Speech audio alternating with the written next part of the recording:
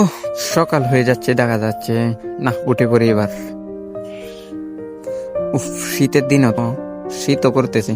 যাই, দিয়ে অটো মোটো পাইনি, ঢাকা যেতে হবে আবার। ফ্যাক্টরির মধ্যে অনেক কাজ।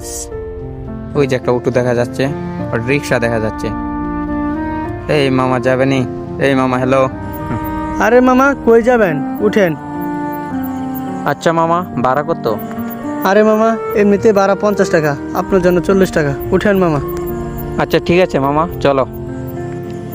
মামা, আপনারা দিনে ভাড়া কত মারেন?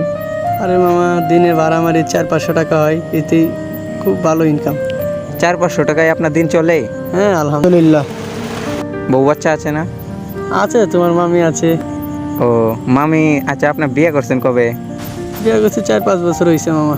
বাচ্চা কাচ্চা নাই? আছে মামা। কেন মামা? ছেলে মেয়ে কয়জন? 2 মেয়ে 1 ছেলে। ও, এখন সংসার ভালোই চলতেছে না? হ্যাঁ, আলহামদুলিল্লাহ, ভালোই চলছে। আচ্ছা মামা, কই যাবেন আপনি? আমি ওই ফ্যাক্টরিতে যাব, ফ্যাক্টরিতে টান দেন। আচ্ছা ঠিক আছে মামা, বসে থাকেন। মামা, এমনিতে তো দেখি আপনাকে প্রতিদিন অফিসে আপনি এই বাইক দিয়ে যান, কিন্তু এখন আপনি রিক্সা করে হঠাৎ? মামা, আসলে একটা কারণ হয়েছে বুঝছো।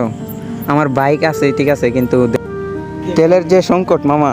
আগে ছিল 110 টাকা, এখন 300 টাকা দিয়েও তেল পাই না। কি করে চালাবো গাড়ি? এভাবে চললে তো আমাদের সংসারও চলবে না। এখন থেকে ভাবছি 40 টাকা দিয়ে রিক্সা দিয়ে যাব। আপনি প্রতিদিন যাবেন? আচ্ছা ঠিক আছে মামা, এখন থেকে আমার রিক্সা দিয়ে যান। আচ্ছা মামা, যান, ঠিক আছে, ভালো থাকবেন। আচ্ছা মামা, ঠিক আছে, চলে যান।